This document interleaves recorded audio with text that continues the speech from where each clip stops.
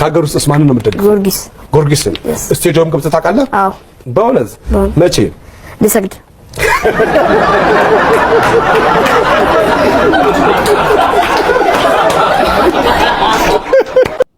በአፉ በልቶ በአፉ የሚጸዳዳ ምንድን ነው?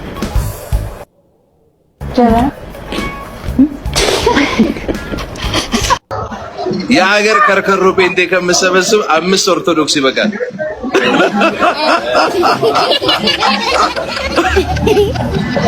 የምሬን ነው ነገር ጴንጤ አያስፈልግም። 5 እንደነ ዲያቆን ፈለገ 5 ጥርት ያሉ የምሬን አስወር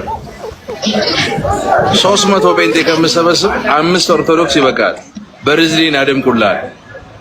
ጀኒን የሆነ ቆንጆ የሆነ ማለት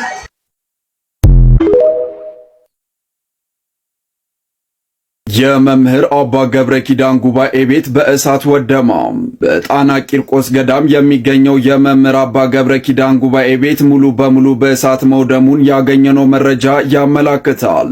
በቃጠሎ በርካታ መጻሕፍትና ድርሳናትም እንደተቃጠሉ የተገለጸ ሲሆን የቃጠሎ መንስኤ ምን እንደሆነ የታወቀ ነገር የለም። ሰላም ውድ የቻናል ቤተሰቦች እንዴት ናችሁ? ዛሬም እንግዲህ እንደተለመደ እናንተ ይሆናሉ ብዬ ያሰብኳቸው ነው የተመረጡና አዳዲስ መረጃ ያላቸውን ቪዲዮዎች ይዤላችሁ መጥቻለሁ። አዳዲስ መረጃ ካልኳቸው ቪዲዮዎች ውስጥ መካከል እንግዲህ የሊቀ ሊቃውንት አባ ገብረ ኪዳን የጸሎት ቤታቸው እንግዲህ ሙሉ ለሙሉ የእሳት አደጋ እንደደረሰበትም ተሰምቷል። ይህንንም የሚያመላክት መረጃ ያለውን ቪዲዮ ይዤላችሁ መጥቻለሁ። እስኪ ከዛ በፊት ግን ብሎ ለመጀመር የዕለቱን አስቂኝና አዝናኝ ቪዲዮዎችን እንመልከት። አሪፍ ቆይታ እንደሚኖረው እርግጠኛ ነኝ። ቪዲዮን ላይክ በማድረግ ጀምሮ ሀሳባችሁን በነፃነት ኮሜንት ላይ ያስቀምጡልኝ። ይህንን ቻናል ደግሞ ሰብስክራይብ በማድረግ ቻናሉን ተቀላቀሉ። ወደ ቪዲዮ አንድ ተመልካች እንግዲህ በአመት አንድ ጊዜ ስቴዲየም ለሚገባው ልጅ ሜንሽን አድርግልኝ ብሎ አንድ ቪዲዮ ልኮልኛል። እኔም በትዕዛዜ መሰረት እንግዲህ ቪዲዮ ሜንሽን ለማድረግ ተመልካቾቼ መካከል ውስጥም በአመት አንድ ጊዜ ስቴዲየም የሚገባ ሰው አይጠፋምና ይሄንን ቪዲዮ እንግዲህ በአመት አንድ ጊዜ የምትገባ ኦዲየንስ ካለ ቪዲዮን አሁን እንመለከታለን። እንሳቅ። ከሀገር ውስጥ ማንን ነው የምትደግፈው? ጊዮርጊስ ስቴዲየም ገብተህ ታውቃለህ? አዎ። በእውነት መቼ? ልሰግድ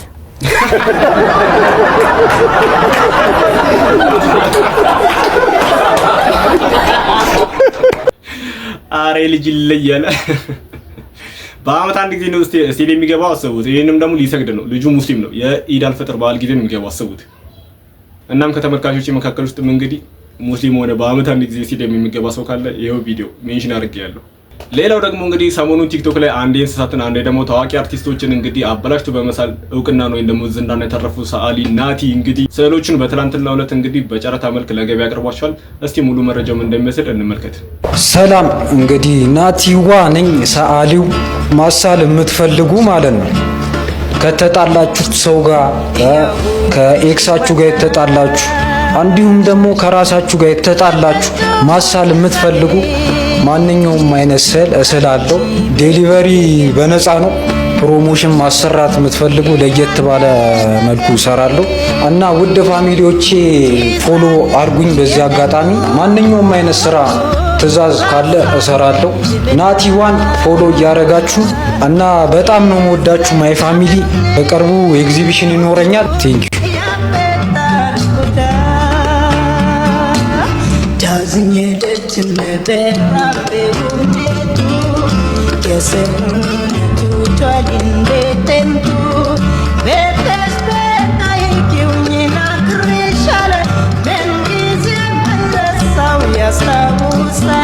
ሰዓሊ ናቲ እንግዲህ እንደምታዩት ታዋቂ አርቲስቶችን ወይም ደግሞ እንስሳቶችን አበላሽቶ በመሳል እንግዲህ ቲክቶክ ላይ እውቅናን በአጭር ጊዜ ውስጥ አግኝቷል። ማሳል የምንፈልጉ ሰዎች ካላችሁ እንግዲህ ሜንሽን አድርጉኝ ብለዋል። እስቲ አሁን ደግሞ በአባይ ቲቪ ጥያቄና መልስ ውድድር ፈታ እንበል። በአፉ በልቶ በአፉ የሚጸዳዳ ምንድን ነው? ጥያቄው እንግዲህ እንደሰማችሁት በአፉ በልቶ በአፉ የሚጸዳዳ እንስሳ ምንድን ነው ጥያቄው። እስቲ መልሱን እንስማ።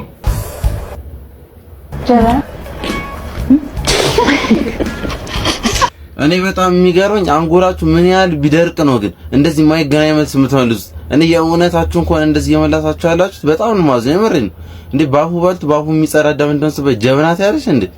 ጀበና ራስ እንዴ ምን አለ የሚቀራረብ ነገር እንኳን ብትመልሱ እንዴ። በአፉ በልቶ በአፉ የሚጸዳዳ ስትባይ ማለት ነው እንዴ። አኩቻቲም ቢያንስ እንዴ ሞጣ ቀራማቲም ዩኒ ማኛቲም እንዴ እንደዚህ የሚቀራረብ ነገር እንኳን ብትመልሱ ምን አለበት እንደዚህ እንዴ። አንጎላችሁ ምን ያህል ቢፈርጥ ነው? ይሄን ጥያቄ የእውነቴን ነው የምላችሁ። በጣም ነው ማዝነው። ግን በአቅራቢዎቹም በሚቀርቡት ምን የእውነት የምትመልሱ ከሆነ በጣም ያሳፍራል። ግን አመሰግናለሁ። የምር ልጁ እንዳለው የአንጎል ድርቀት ነው እንጂ እንስሳ የተባለች ጀበና ብላም መልስም። ሌላው ደግሞ እንግዲህ ወደ ዕለቱ አበይት መረጃ ስናልፍ እንግዲህ የሊቀ ሊቃውንት አባ ገብረ ኪዳን የጉባኤ ቤታቸው እንግዲህ የእሳት አደጋ እንደደረሰበት ሰምተናል በትናንትናው ዕለት። እስቲ ይሄንን የሚያመላክት መረጃ ቪዲዮ እንመልከት። የመምህር አባ ገብረ ኪዳን ጉባኤ ቤት በእሳት ወደማ። በጣና ቂርቆስ ገዳም የሚገኘው የመምህር አባ ገብረ ኪዳን ጉባኤ ቤት ሙሉ በሙሉ በእሳት መውደሙን ያገኘነው መረጃ ያመላክታል። በቃጠሎ በርካታ መጻሕፍትና ድርሳናትም እንደተቃጠሉ የተገለጸ ሲሆን የቃጠሎ መንስኤ ምን እንደሆነ የታወቀ ነገር የለም። መረጃውን እንግዲህ እንደሰማነው ብዙ መጻሕፍቶች እንደተቃጠሉ አውቀናል። አባ ገብረ ኪዳን ደግሞ የብዙዎቻችንን ህይወት እንግዲህ ከሐሰተኛ መንገድ ወደ እውነተኛ መንገድ እንደቀየር እናውቃለን። የአባ ገብረ ኪዳን ትምህርት እንግዲህ የብዙዎች ህይወት ላይ ተጽዕኖ እንደፈጠረና ወደ እውነተኛው መንገድ እንደመራቸው እናውቃለን። ይህንን በመገንዘብ እንግዲህ አባ ገብረ ኪዳን በተፈጠረው ነገር እጅግ እናዝናለን። እኛም በችግራቸው ሰዓት መድረስ እንደሚገባን ሁሉ ሁላችንም የበኩላችን አስተዋጽኦ እንድናደርግ ስል ጥሬን አቀርባለሁ። ሌላው ደግሞ እንግዲህ ፓስተር ዮናታን አክሊሉ ሰሞኑን በተናገረው ንግግር ብዙዎችን እንዳስቀየመ እናውቃለን። ከዚህ ጋር በተያያዘ እንግዲህ ዮኒ ማኛ የሰጠው የመልስ ምታለም ምን ይመስላል የሚለው ነገር እንመልከትና በሱ ሀሳብ ዙሪያ እንወያይበታለን። ዮናታን እዚህ ከባድ ሚዛን ወንድም መጥቶልሃል። ከባድ ሚዛን ወንድም መጥቷል። ምን ጉንዳንና ዳ ምን አገባ? ዳ ካለው ዳነ የራስህ ጉዳይ። አሁንም ምን ይነግራል? ዳነ አው ጥቁር ጉንዳን ሰው ማን ላይ ነው የምታኮርፈው? ማን ላይ ነው ለምቦጨን የምትጥለው?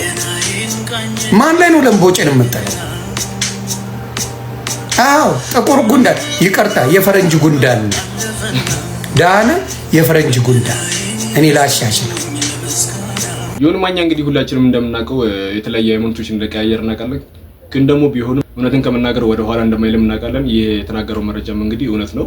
ተጽዕኖ ፈጣሪው ዲያቆን ፈለገ አትናቴዎስና ፓስተር ሶፎንያስ እንግዲህ አጠር ያለ ላይ ቆይታ ያላችሁ አዝናኝና ቁም ነገር አዛል ነው። እንመልከት። የሀገር ከርከሮ ጴንጤ ከምሰበስብ 5 ኦርቶዶክስ ይበቃል። ኧረ ጆሲ የምሬን ነው ነገር ጴንጤ አያስፈልግም። 5 እንደነ ዲያቆን ፈለገ 5 ጥርት ያሉ የምሬን አስወር 300 ጴንጤ ከምሰበስብ 5 ኦርቶዶክስ ይበቃል። በርዝሊን አደምቁላል። ጀኒውን የሆነ ቆንጆ የሆነ ማለት አይ ሰሞኑን ሶሻል ሚዲያ ላይ እንደምሰማው ነገር ከሆነ ግን እውነት ነው የጆሲ የተናገረው ነገር ማለት ነው። ቤተሰቦች እንግዲህ እንዳልካቸው ዘነበ ከነ ጆሲ ጋር ያደረገው የላይቭ ቆይታ አለ። እሱም ትንሽ ረዘም ሲል ቪዲዮን እየጋበዝኳችሁ ነው ከወዲህ ሰናብታችሁ። አሁንም ይሄንን ቪዲዮ ላይክ ሳታደርጉ የጀመራችሁ ላይክ አድርጉ። ሀሳባችሁን በነፃነት ኮሜንት ሴክሽን ላይ አስቀምጡልኝ። ይህንን ቻናል ሰብስክራይብ ያላደርጋችሁ ደግሞ ሰብስክራይብ በማድረግ ቀጣይ በተመረጡና አዳዲስ መረጃ ባላችሁ ቪዲዮዎች እስከምንገናኝ ድረስ መልካም ጊዜ። ባለፈውም እስካትን ጠይቄዋለሁ። በጌታን ስትል ላይክ ወደ ሃይማኖት እናረገው ፕሮቴስታንት ነው ወይ ወይም ጴንጤ ነው ወይ ወደሚለው ጥያቄ ስታረገው እንዳልክ ከዚህ በፊት ኦርቶዶክስ ነበር፣ አሁን ላይ ጴንጤ ነው። አንደኛ ጥያቄ እናንተ እስካትን ባለፈው ጠይቄው የመለሰልኝን ልንገርህ። ኦርቶዶክስ ጋር ኢየሱስ የለም ማለት ቀጠውት ኢየሱስና ጴንጤ ነው። የእንዳልክስ መልስ ምንድን ነው? ለምን ከኦርቶዶክስ እምነት ወጥተህ ቀጥታ ስለ ሃይማኖት ነው ማውራ? ስለ ሃይማኖት ለምን ወደ ፕሮቴስታንት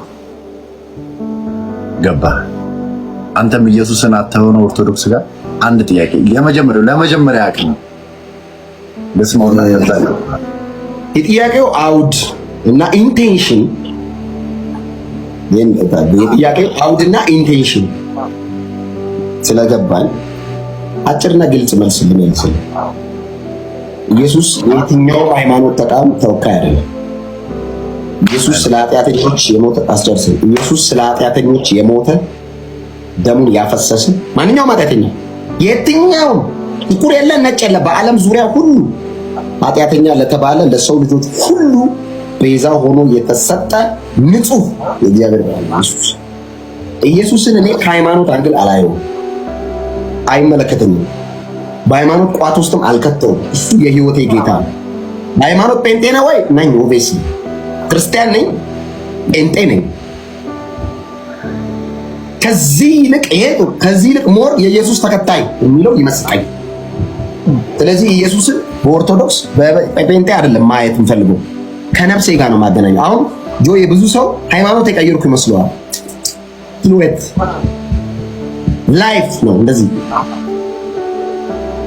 የቀየረው። እኔን ታውቀኛለህ ጆስ አይደል? በደንብ ነው የምታውቀኝ። እኔ ላይቭ አረቄ እየጠጣሁ መገባ ልጅ ነው አይደል?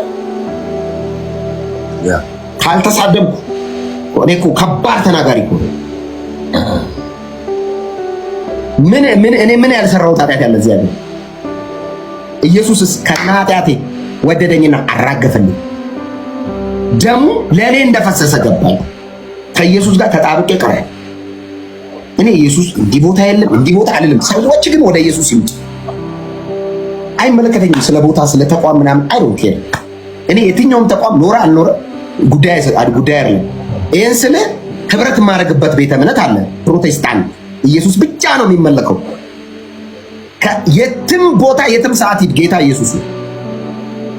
ርዕስ ኢየሱስ፣ ስብከት ኢየሱስ፣ የሚያወሩ ስለ ኢየሱስ፣ ሲምል በዝንት በኢየሱስ ስም፣ ሲጸልይ በኢየሱስ ስም፣ ሲንበረከት በኢየሱስ ስም፣ ሲያመሰግን በኢየሱስ ስም። በቃ ኢየሱስ። ይሄ ነገር ውስጤ እንትን አለ። ስለዚህ የኢየሱስ ፍቅር ራችሁ እኮ አከም የኢየሱስ ፍቅር ከነፍስ ጋር ነው የተገናኘው እንጂ እንዴት ነው ሃይማኖት ጋር የተገናኘ ነገር አይደለም። ሰላም ነው እንዳልካ ራቼ እንዴት ነው ራቼ እንዴት ነው እስካት እንዴት ነው? ሰላም ነው። ሰላም ልበለስ ሳይ ሰላም ስላላገኘው ሰሞኑ ሰላም ልበል ብዬ ነው። ሰላም ነው። ከጌታ ጸጋና ሰላም ይብዛል። አሜን። በቃ አሁን ሰላም ልበል ብዬ ነው። ይቅርታ ስለማረካት የተወደድክሽ ችግር የለም ራቼ አባቴ እና ጆ ይሄ ነው። ሌላ ጥያቄ ካለ ተባረክ። ስለዚህ አሁን እያልከኝ ያለኸው እኔ የኢየሱስ ተከታይ ነኝ፣ እምነቱ ጋር አይደለም፣ ሃይማኖቱ ጋር አይደለም። ያንተ እንትን ሴንተሩ ጴንጤነት አይደለም። ሴንተሬ ኢየሱስ ነው። ጴንጤነት ሴንተር ሆኖ አያውቅም። ጴንጤ የሚባል ህብረት አለ። ክርስቲያኖች ተሰብስበው ጌታን የሚያመልኩበት ህብረት ነው። እዛ ህብረት ውስጥ ነው ያለሁት። የጴንጤ ሴንተሩ ግን ኢየሱስ ነው። ማንም ጴንጤ ኤግዚስት ባደረገ ኢየሱስ ስላለ ነው ኤግዚስት ያደረገው። ማንም ፓስተር ስብከት ከቻለ ኢየሱስ ብሎ ሰብኮ የተሰበሰበው ጉባኤው ለኢየሱስ ነው፣ ስለ ኢየሱስ ሊያወራ ነው። ስለዚህ ቤተክርስቲያን ጆዬ ምን መሰለች?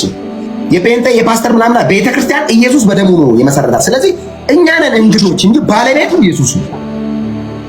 ሰዎች በጣም ማሰብ ያለባቸው ነገር ቤተክርስቲያን የካውንስሉ አይደለችም፣ የፓስተር እንትን አይደለም።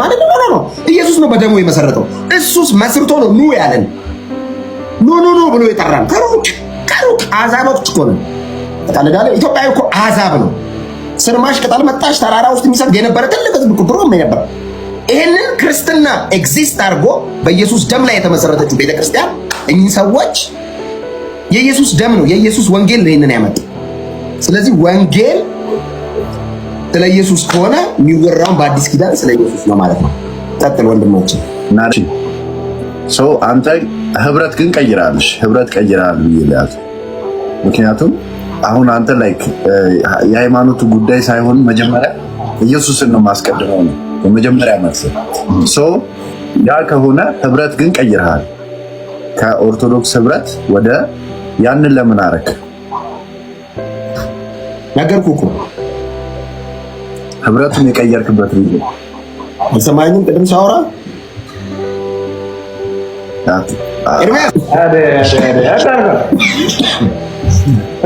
ቅድም ሳወራ ተሰማኸኝ? እድሜያችን ከአስተምሮ ጋር የተያያዘ በተለይ ከአስተምሮ ጋር የተያያዘ ልዩነቶች አሉ። እኔ ማልቀበላቸው እዚህ ህብረት ጋር ስመጣ የተስማሙ ኢየሱስ ሴንተር የሆነ አስተምሮ ወደድኩት። እዚህ ህብረት ላይ ቀረ አለቀ። ኮሜንት እኔ ውስጤ ላይ ያለ ጥያቄ ነው እንዳልኩ ባለፈውም ጠይቄያለሁ። በጣም ብዙ ጥያቄ ውስጤ ላይ ይመላለሳል። እሺ ጠይቀኝ። ከኔ የተሻለ እውቀት ካለ አለ ብዬ ካሰብኩ እጠይቃለሁ። እንደወንድም ምንም ከፖይንታችን ጋር ኢየሱስ ጋር ነው ኢየሱስ ኢየሱስ ኢየሱስ ኢየሱስ ዝም ስንል ስለማትወዷት ነው የምትሉ ሰዎች፣ ማስተማር ስንጀምር አትንኩብን የምትሉ ሰዎች፣ ማርያምን ማድነቅ ይቻላል፣ ማምለክ ግን አይቻልም። ማርያም በሰውና በእግዚአብሔር መሃል ሆና አታማልድም። በማርያም እጅ እውር አልበራም፣ ሽባ አልተተረተረም። ማርያም በውሃ ላይ እንደ ኢየሱስ አልተራመደችም፣ በተዘጋ ቤት ውስጥ አልገባችም። ማይካድ አንድ እውነት ብቻ የኢየሱስ እናት ናት። ማርቆስ ምዕራፍ 6 ቁጥር 3ን ማየት ትችላላችሁ። የማርያም ልጆች ያዕቆብ፣ ዮሳ፣ ይሁዳ፣ ሲሞን በእነሱና በኢየሱስ መሃል ያለው ልዩነት እነሱ በተፈጥሮ ስርዓት ነው የመጡት። ኢየሱስ ግን ከተፈጥሮ ስርዓት ውጭ ነው የመጣው። ኢየሱስ ከሞት ከተነሳ በኋላ ለተለያዩ ሰዎች ታይቷል። ማርያም ከሞት ከተነሳች ለምንድን ነው ያልተገለጠችው? ኢየሱስ ከሞት እንደተነሳ የመጀመሪያው መቃብሩ ባዶ ሆኖ መገኘቱ ነው። እውነተኛ ባዶ መቃብር የኢየሱስ ብቻ ነው። ከዛ ውጭ ያለው መቃብር ሁሉ ለውሃ የተቆፈረ ይሁን ጋንዳ ይሁን አይታወቅም። ሁለተኛው ከሞት ከተነሳ በኋላ ለሰዎች መታየቱ ነው። ሉቃስ ምዕራፍ 24 ቁጥር 33 እስከ 34 ከተከታዮቹ መካከል ዋነኛ ለነበረው ለጴጥሮስ ታየ።